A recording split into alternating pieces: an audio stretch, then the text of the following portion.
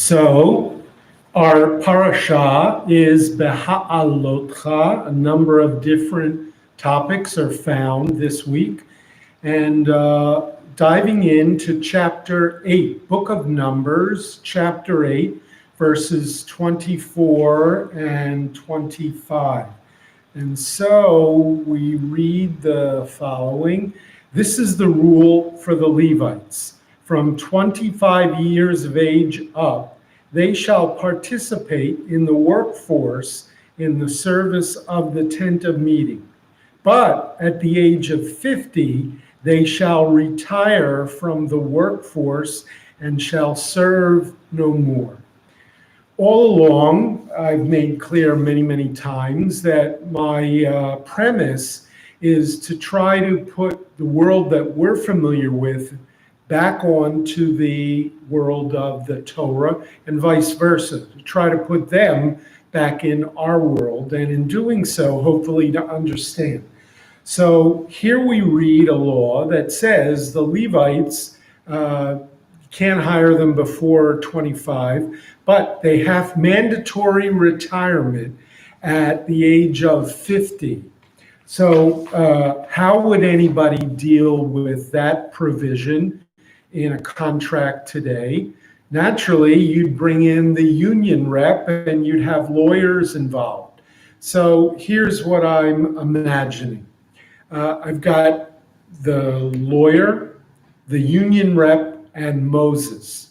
And they're having a heated discussion about this rule that Levites have to retire at the age of 50. Lawyer, I'm telling you right now, you've got an age discrimination suit on your hands. Our client was let go for one reason and one reason alone. He was 50 years old. This is an open and shut case. The union rep says, not only are we looking to have our client reinstated, we demand a change in policy, payment for all the days he could have been working, and punitive damages. You're looking at one hell of a lawsuit. Moses, being double teamed here, says, I didn't make this policy, God did. And he had three things in mind. First, work in the tabernacle is physically demanding. Levites have to carry and set up and then knock down the tent and everything that's in it. Someone over 50 is liable to injure himself. And then I have you two fellas suing me for workman's compensation. No matter what I do, I can't win. Second, work in the Mishkan requires incredible mental concentration. Let your mind wander for just 1 second and tragedy can occur. You'll remember what happened to my nephews, Nadav and Avihu. I think everyone will agree that once you're over 50, the mind isn't as sharp as it was when you were 40. Nadav and Avihu were the two sons of Aaron. They were officiating at the altar, and something terribly went wrong. It's not exactly clear what it was, but the two of them were killed in a flash fire. So Moses is saying, you know what? Your mind wanders for a second and terrible things can happen. The lawyer says, and how old are you, Moses? 81, 82? How come the rules of mandatory retirement don't apply to you? Moses says, I serve at the pleasure of the God of Israel. When he wants my resignation, he'll have it. The union rep says, how convenient an excuse. Moses then goes, and there's a third reason that God wants the Levites to retire at 50.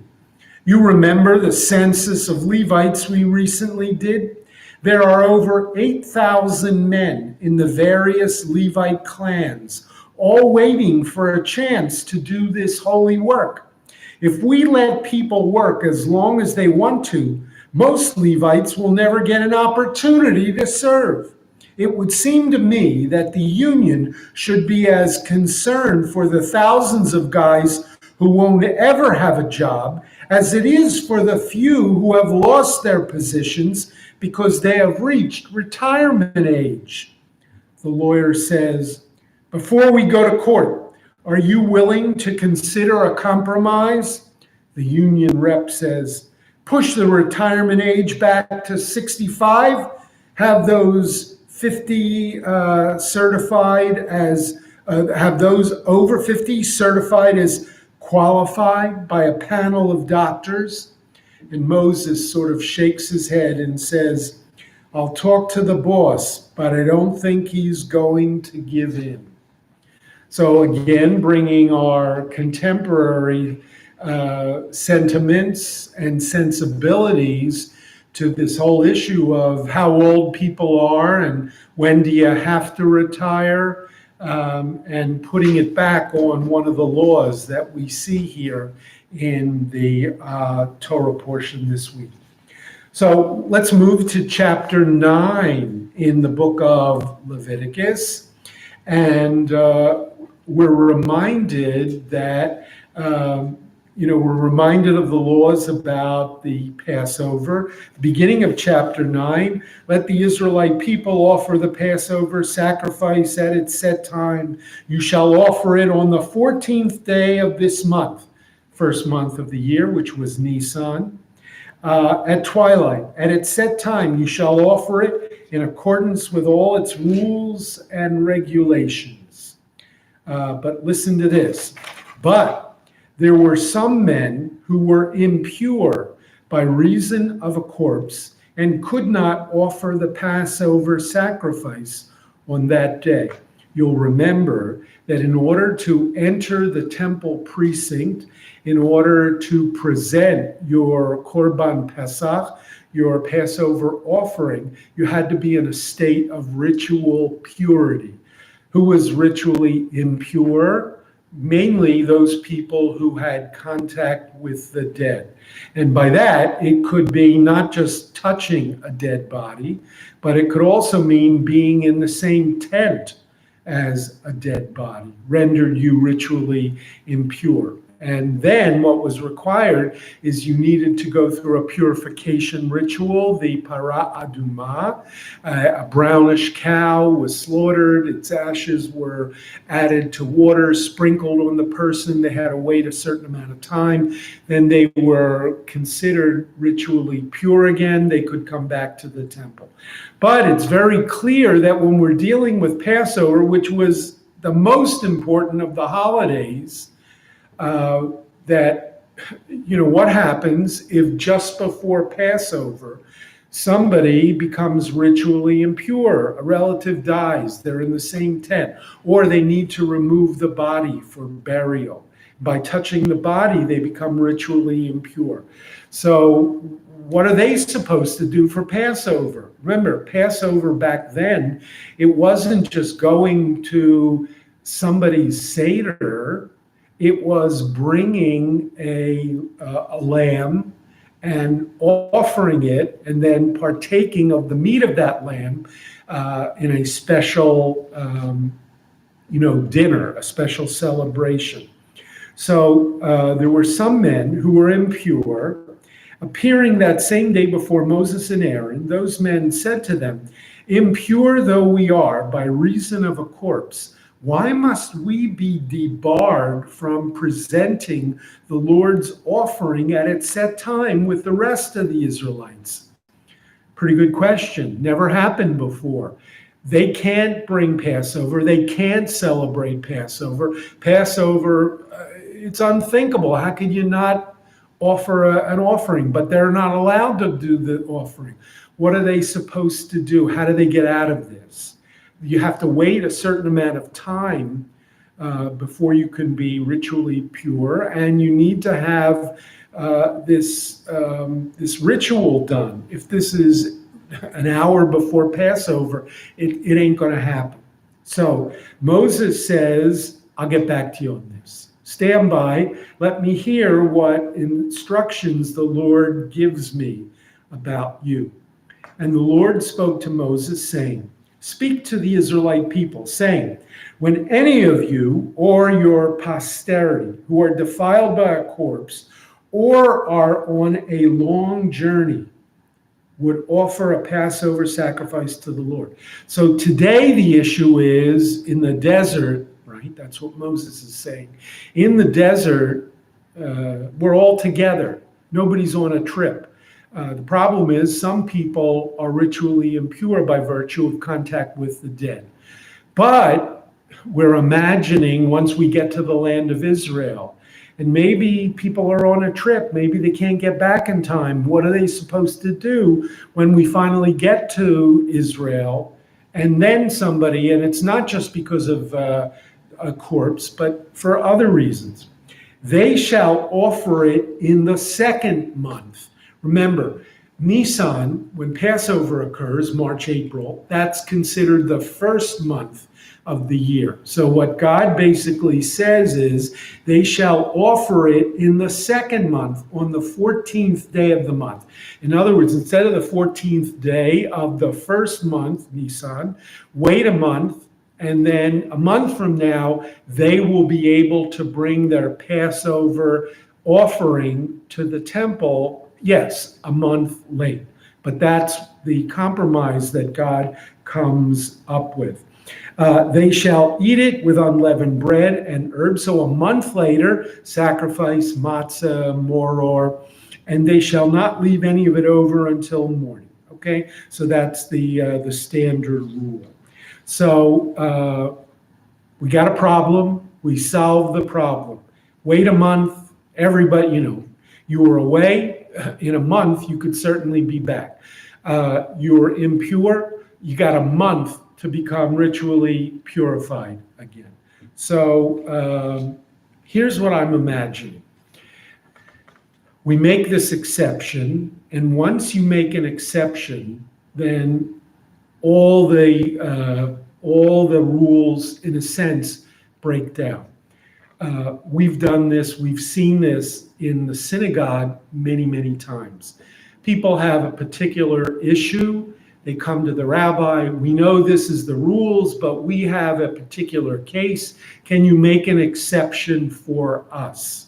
Right? And of course, we're trying to be friendly to our congregants, so we make an exception. And then what happens? Somebody else will come and may not have the same issues, but they said, hey, you changed the rules for them. Why won't you change the rules for us? And we say, well, but they had a particular circumstance, a problem. And the other people will say, but you changed the rules. You can change the rules if you want to. You just don't want to, right? It's all about power. It's all about control. No, we're trying to follow traditions here. But you already made an exception. So we pull out our hair and either we're strict or we say, okay, anybody can do whatever they want.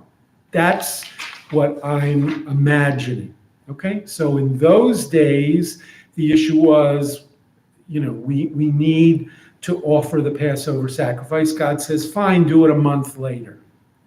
Okay, here's what I imagine. 5 Israelites sitting around hear that there was an exception, and now they come up with the following. Israelite number 1. So does that mean we can do our seders on Saturday and Sunday when the family can all be together rather than doing them midweek? Used to be that the day of the Seder, this is a sacrosanct thing. And people say, look, what's a Seder? A Seder is a Jewish Thanksgiving. And it's going to be more convenient for the travel, maybe for the college kids to come back home. It's going to be more convenient if we do it on the weekend. As long as you're making exceptions, can't we do and again, it was God who said you could do the Seder a month later. So now we said, hey, why can't we do it 2 or 3 or 4 days later? And that way it's on the weekend when everybody in the family is able to come and to be together, right? not what God had in mind, but people are going to say, you made an exception there, why not for us? Second Israelite comes up. Can we also wait to do a bris on a Sunday, which is more convenient for our family and friends, even though it's not the 8th day? So here we've got a critical issue.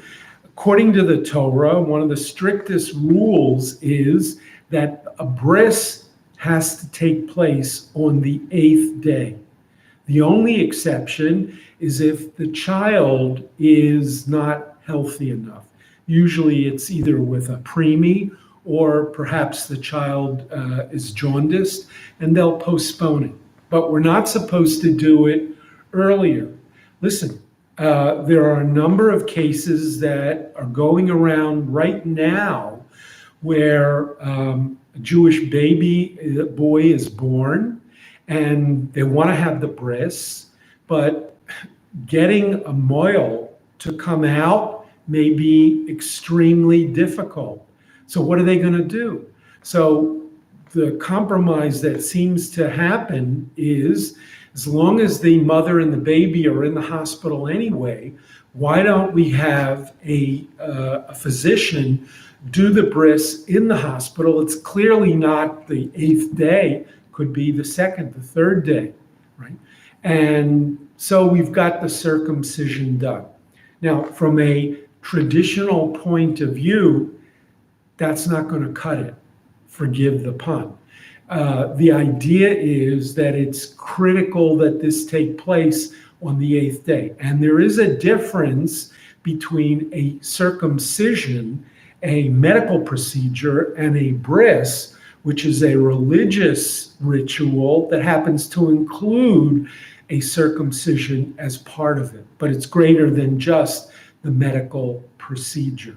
Okay, but people are saying, what are our options? You know, if we can't get a mohel on the 8th day, what are we going to do? And, you know, if it was a matter of, look, there are many times if the baby's born on a Saturday morning, the bris would be on a Saturday the week later, but often it's going to be difficult to find a mohel who's going to drive or may not be able to walk to your house on Shabbos. So in that case, what are you supposed to do? Well, you wait a day. But our situation, it's not a matter of we can't get the mohel there on Saturday, so he'll be there on Sunday. We're talking about a situation where a mohel says, I can't come into strange people's homes. You know, it's just not healthy, it's not safe, right? So who knows when things are going to change. It could be a month. It could be 3 or 4 months, right? You don't want to put off a bris that long. So here we've got that second question. Third Israelite comes up and he says, how about a bar mitzvah in December when my older child will be home from college rather than waiting until February when my younger one actually becomes 13. So here's another issue. Technically, a bar mitzvah is based upon a child's actual birthday. You need to be 13 years old. You can't do a bar mitzvah, right? A child doesn't become a bar mitzvah when he's 12 and a half. So you got to wait until they reach the 13th birthday according to the Hebrew calendar, which may be earlier or maybe a little bit later than their English American birthday, okay? But there are plenty of parents who say, okay, our kid's birthday is in February. The bar mitzvah is supposed to be in February. That's when you gave us a date. We don't like February for 2 reasons. Number one, it could snow. And then what are we going to do? And the other issue is our older kid is off in college. And it would be more convenient for the family if the bar mitzvah was pushed up And it was done during the winter vacation when our kid would be home. Instead of us having to fly the kid from Michigan back home in February, how many times do you go back and forth, et cetera, et cetera. So that becomes another question. Again, traditionally can't do it. You want to wait until December? How about the next December? But my kid will be 13 and a half, and all of his friends will already have had their parties, right? Technically, you can't move it up. You can move it back, can't celebrate it earlier. But that's what a lot of people want to do. And hey, if you're going to move Passover to a month later, why can't you make this accommodation for our family? Okay, here's a fourth one. Our wedding is scheduled for a Saturday night in June, but Shabbos isn't over until almost 9 o'clock. Can we sign the ketubah and start the ceremony at 7? And that's what's happening in more and more cases. And again, traditional rabbis, conservative or Orthodox, aren't going to be able to do that. But either people will find a Reform rabbi, or perhaps there's a conservative rabbi who will sort of bend the rules. But we're finding more and more that that's the case. And finally, here's a fifth case of trying to bend things. I'm on my college football team, and our big game is on a Saturday, which is also Yom Kippur. If I fast the day before, is it okay to play the game on the Day of Atonement and drink Gatorade so I don't get sick? And this is an actual case that happened. There was a Jewish football player. There was a big game that he was scheduled to play. It was on Saturday. It was on Yom Kippur. You can't play football in September if you are fasting and not drinking. So here was his, but on the other hand, you couldn't tell, how many football games are there? 10, 12 in a season? He couldn't miss this game. This was a critical game. So this actual student, Jewish student, said, here's my compromise. I'm going to start fasting on Friday afternoon, even though Yom Kippur begins on Friday night through Saturday night. He said, I'm going to start fasting on Friday afternoon, so I'll get a jump on the holiday. And then after having fasted for 24 hours on Saturday afternoon, just before kickoff, right, I will break the fast and I will, drink my Gatorade, so I'm ready to go, and I'll play that way. After all, I did fast on part of Yom Kippur. I did fast for 24 hours. I did pray, maybe not in shul on Saturday afternoon with everybody else, but I did pray Friday afternoon and Friday night and Saturday morning. Isn't this good enough? Isn't the spirit as important as the letter of the law?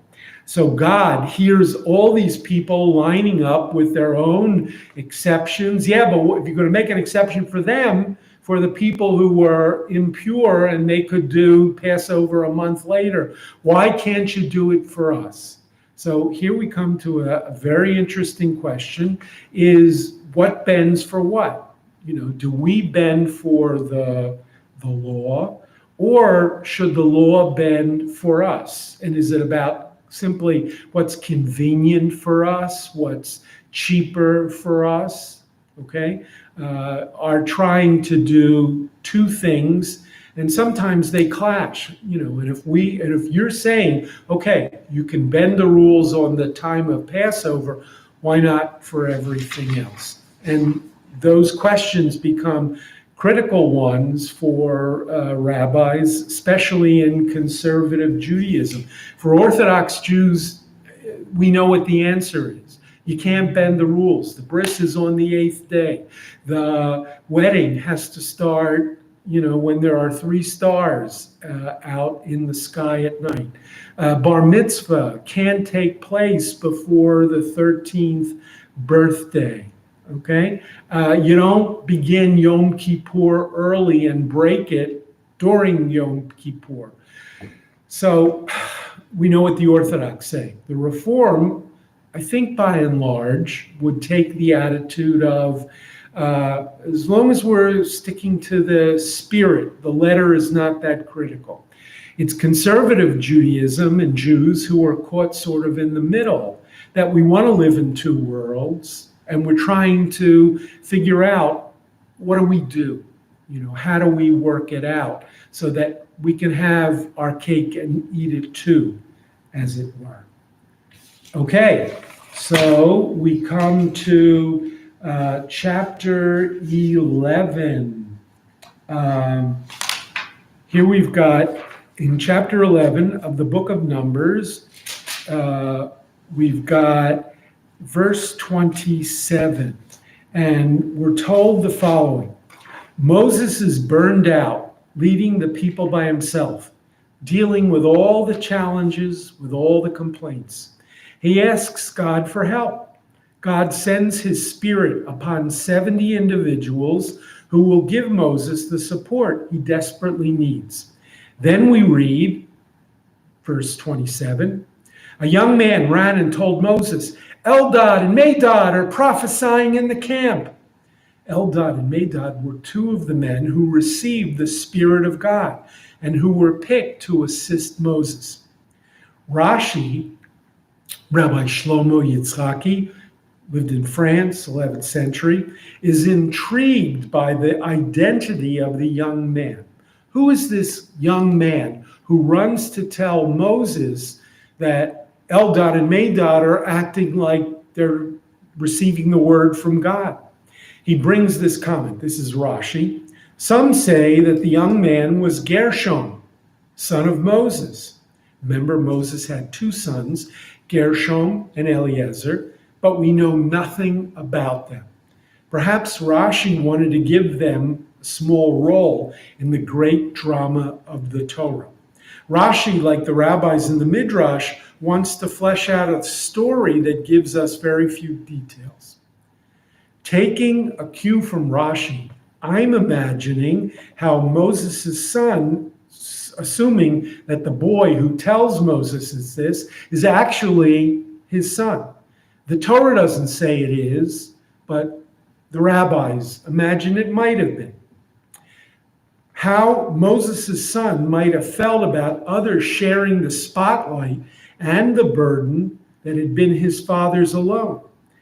I guess that it all depends on how old Gershom was at the time. So again, all the Torah tells us is a young man runs and tells Moses, these two guys are pretending like God is talking to them. Now, Rashi then adds, maybe that young man was Moses' son. What was the motivation of this young man? And my answer is that it depends on how old the young man was. So let's imagine Gershom at different ages and what he was really thinking when he ran and told Moses about these two guys, Eldad and Medad. If he was an 8-year-old, he would have been very grateful. This is great news, Daddy. Other guys are taking over. Now you'll have more time to spend with me. Again, imagine Moses as a father, and imagine, because we know he had these two sons. How old were they? We don't know at the time. But we can imagine that the two kids only wanted one thing in life, their attention of their daddy. And Moses is too busy. So when this 8-year-old hears that somebody else is doing daddy's job, great, daddy can be with me. Suppose, however, that Gershom at this moment is 11 years old, and he's very proud of who his father is. And he says, "This is terrible, Dad. Those guys are trying to take your job. We have to stop them." So whereas the 8-year-old only cares about throwing the ball in the backyard with Dad, the 11-year-old walks around. My dad is Moses, right? My dad is the most important guy there is, which means I'm the most important kid there is. And if somebody is coming and wants to take away Dad's job, that takes away the kuvod, the honor that my father has. It takes away the honor that I have being my father's son. On the other hand, let's imagine that this kid who comes and tells Moses about these two other guys, let's imagine him as 16-year-old, a rebellious teenager. And he comes to his father and he says, "Ha, you're not so great after all. This just proves what I've been saying all along about you." You know, a rotten teenager who is always looking to find the faults with his father. And now 2 guys are taking over his job, and the 16-year-old is thrilled that his father is getting his comeuppance, that somebody is just as good, if not better, than his father. Or let's imagine that this kid who comes to tell Moses about Eldad and Medad, let's imagine that he's 26. And he says, "Dad, don't be upset. This is a good thing. You need to slow down and take it easy. Working too hard will only lead to a heart attack." So a mature young man in his 20s who's worried about his father's health, because after all, we know that Moses was working day and night for the Israelites, and it was too much. The fact that there's somebody now who's going to help him, that Dad can take it easy, can semi-retire, this is good. What makes the Torah so interesting is that we can find ourselves in this story. How would we feel if we were in Moses's place? Somebody else is coming to take the job. And how would we feel if we were in Gershom's place? What would the son be thinking? One more from the Torah reading. Let's look at chapter 12. So we read a fascinating story. When they were in Hatzerot, Miriam and Aaron spoke against Moses because of the Cushite woman he had married. There's a disagreement because we know Moses originally married a Midianite woman. Cushite seems to indicate black or Ethiopian, which is different, is it, than Midianite? Or could a Midianite be her nationality and Cushite be her race? I don't know. Nobody knows. It's a big puzzle. At any rate, Miriam and Aaron, the older sister and brother of Moses, now start talking against Moses' wife. Some say that it's Tzipporah, his first wife. Others say that Moses divorced Tzipporah and he married a second woman who was this Cushite, black, Ethiopian. And were Miriam and Aaron speaking against this woman because of her race? It was a racist thing. Miriam and Aaron didn't like the color of her skin. Or is it that Miriam and Aaron were really fans of Moses's first wife, if that's the story, and they didn't like the second wife that Moses picked up later and dumped the first wife for? So for whatever permutation it could be here, Miriam and Aaron speak out against this woman. First wife, second wife, we don't really know. Okay, so what happens? We're told that in verse 13, And the cloud withdrew from the tent. There was Miriam, stricken with snow-white scales, apparently with some kind of skin disease, which was usually understood to be leprosy. And this is very interesting because Miriam speaks out against a woman who is a Cushite, which means who was black. Now, if it was a racist thing, it's almost like God says, oh, you don't like black people. You think it's so great to be white? I'll turn you white. And instead of being flesh colored, she's actually white. Her skin turns this horrible, leprous white, scaly and terrible. So here we have this situation. And Aaron then says to Moses, "O my Lord, account not to us the sin which we committed in our folly. Let her not be as one dead."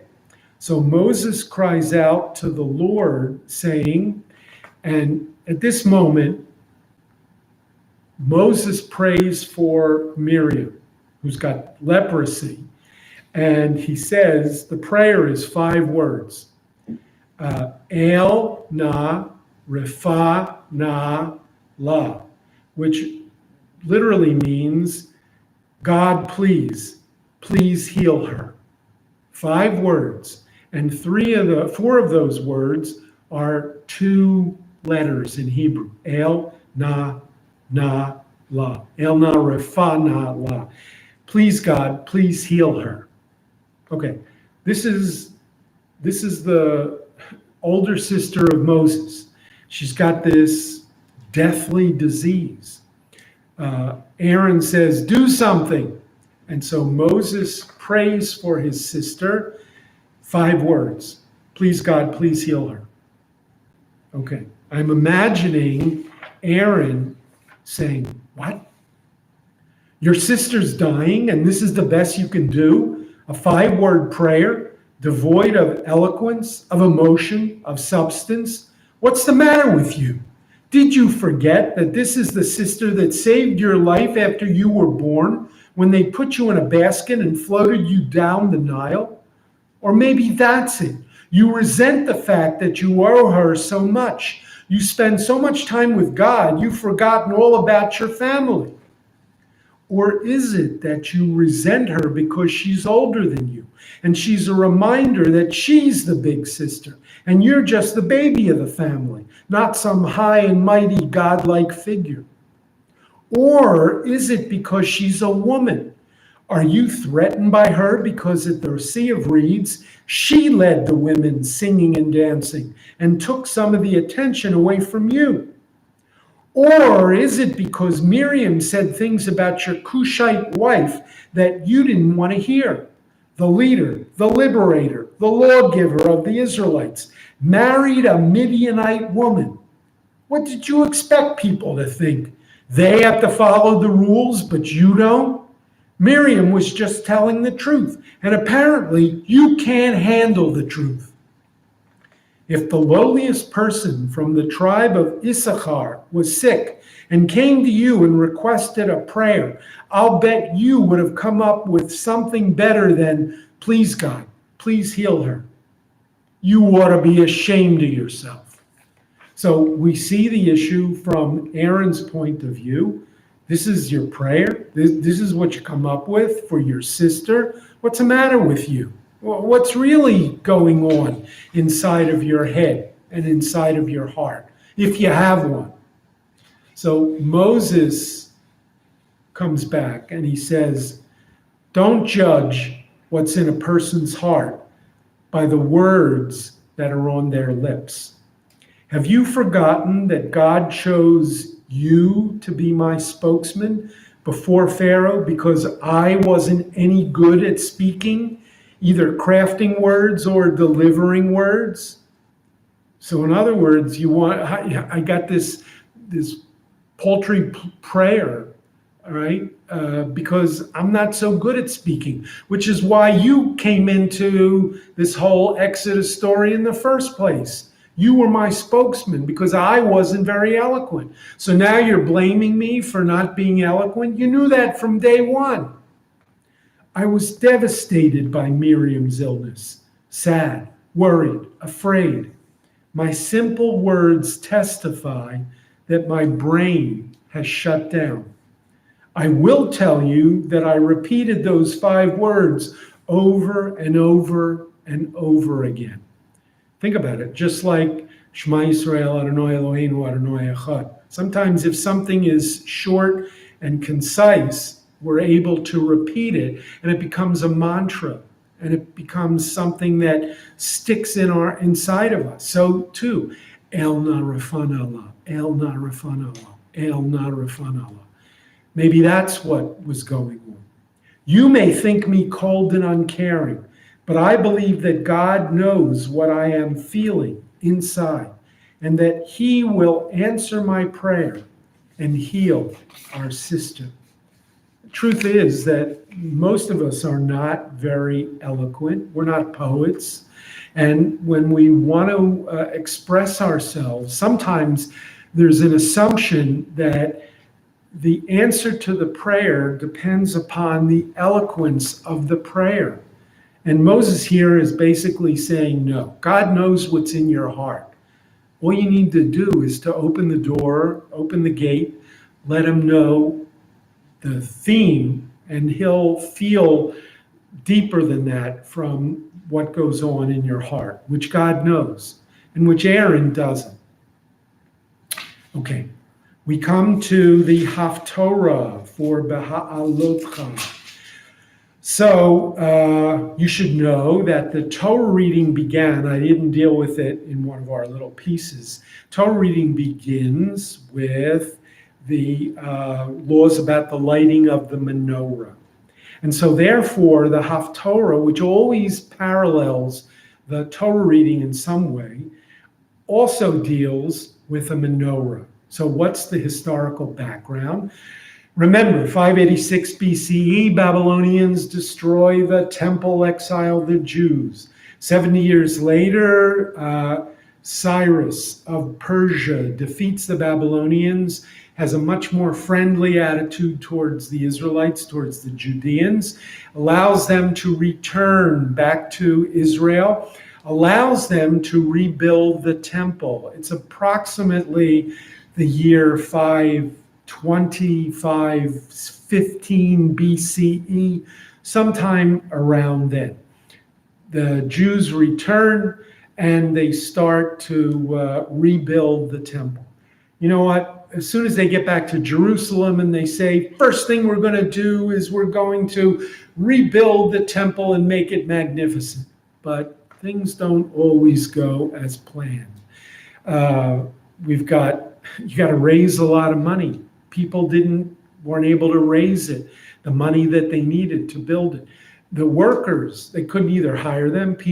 Solomon didn't hire so much workers as he drafted them into an army of workers and builders.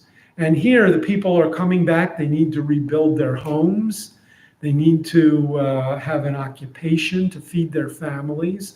So one of the things we learn about is that at the beginning of the rebuilding of this, what would be the second temple, around 515 BCE, more or less, things just broke down.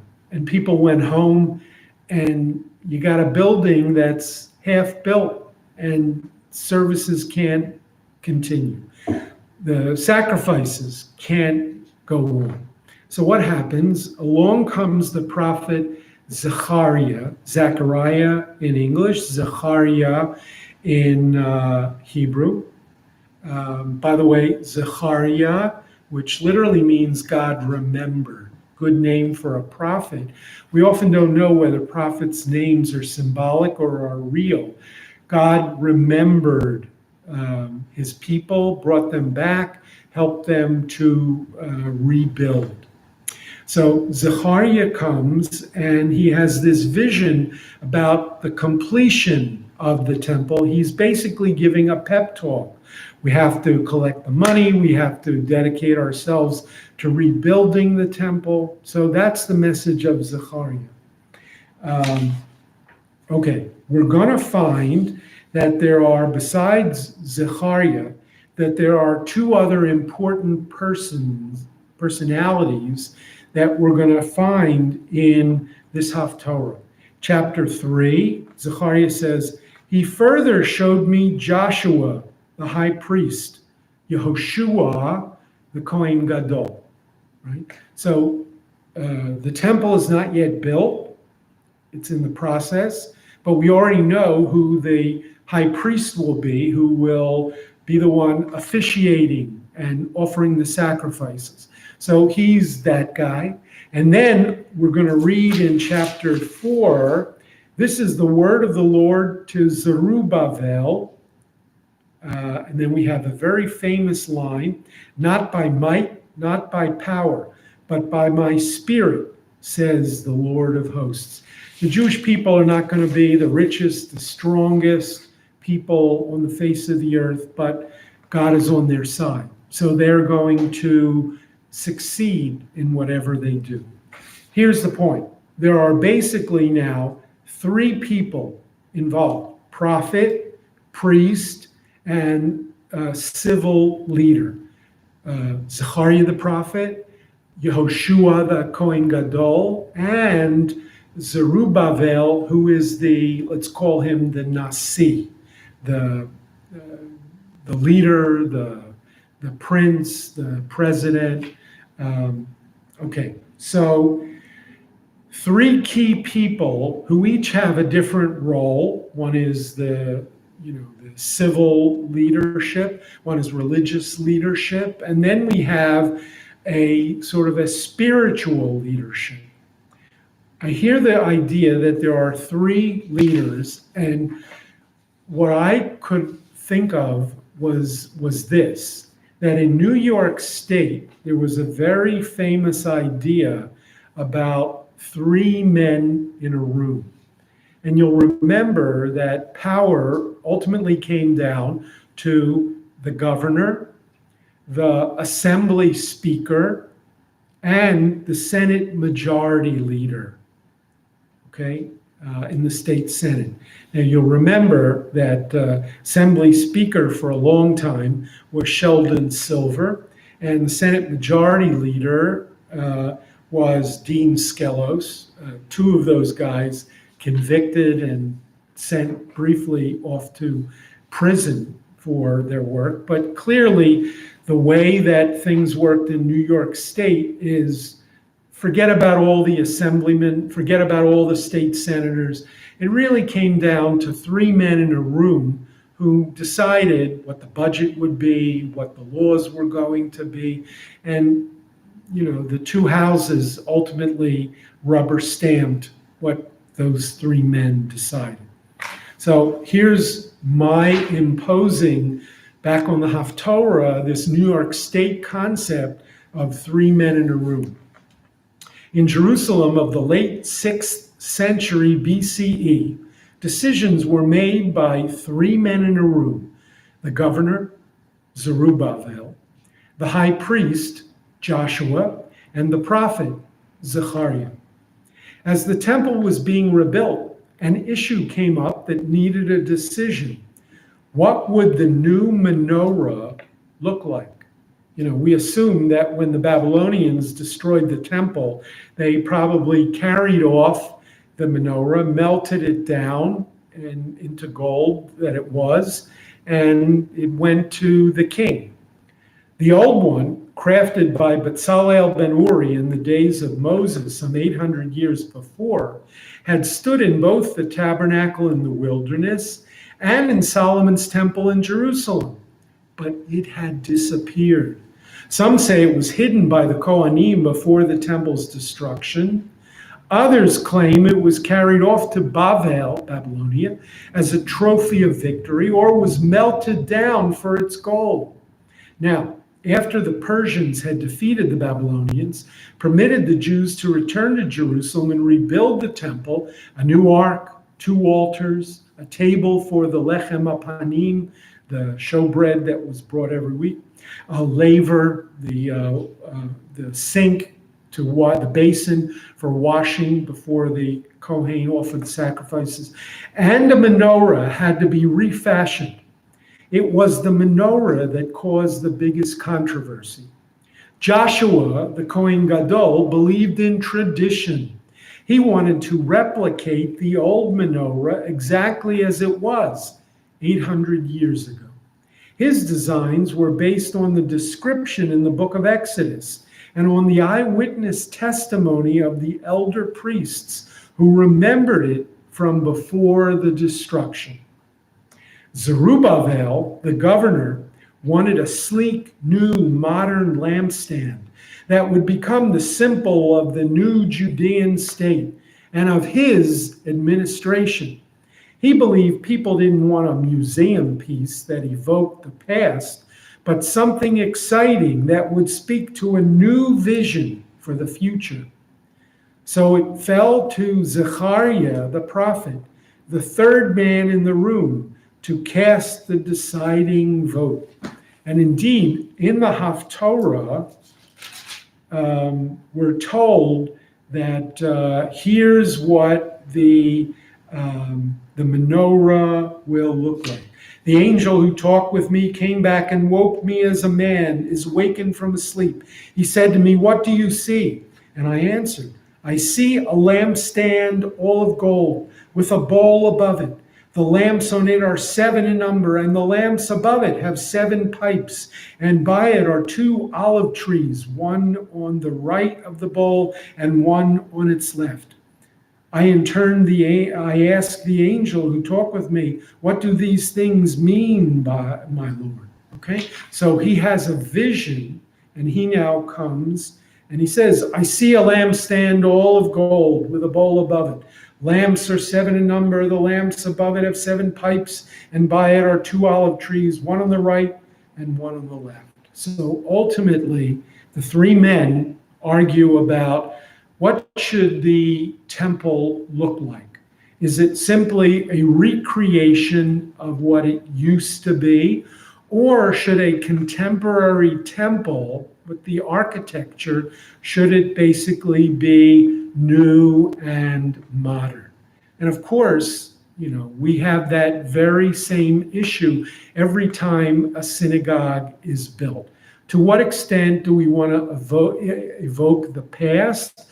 To what extent do we want it to speak about the present, and sleek and modern and new, and that's something that's going to draw people in and people are going to look around, right? Or doesn't that matter at all? You need a table, you need a closet, and beyond that, nothing else is critical. So Zechariah raises for us not only the question of what should the temple look like, but who makes this decision? Is it the civil leaders, the civic leaders? Is it the religious leaders? Or is it, in this case, the prophet who represents not so much, the civic authority and not so much the ritual aspect of Judaism, but is looking to maybe the more spiritual aspect? And I'll leave you with this question. If you were to create, a modern synagogue today, in what sense, would it be traditional? In what sense would it be state of the art? Here's just one example. In some new synagogues, more in the Reform realm, people would say, what do we really need books for? What we could use is a large screen, and the prayers will be flashed across the screen, right? If you saw the funeral that was conducted yesterday, you saw that here is a church that despite using what we would call traditional Negro church, from 100, 200 years ago in their singing and in many of their prayers, nevertheless, the architecture embodied and used and made use of this whole notion of large screen and flashing ideas and contemporary artwork to express itself. Is that the way that synagogues should go? You could make a case inside the ark, we're still using a parchment scroll, right? So for us, maybe it is about ancient traditions. Although while we have the parchment scroll, we still have books in the seat. Maybe the next stage is the large screen with the words flashed up. We don't have to spend money on books, and you don't need to have a rabbi constantly saying, please turn to page 56, whatever you need to know.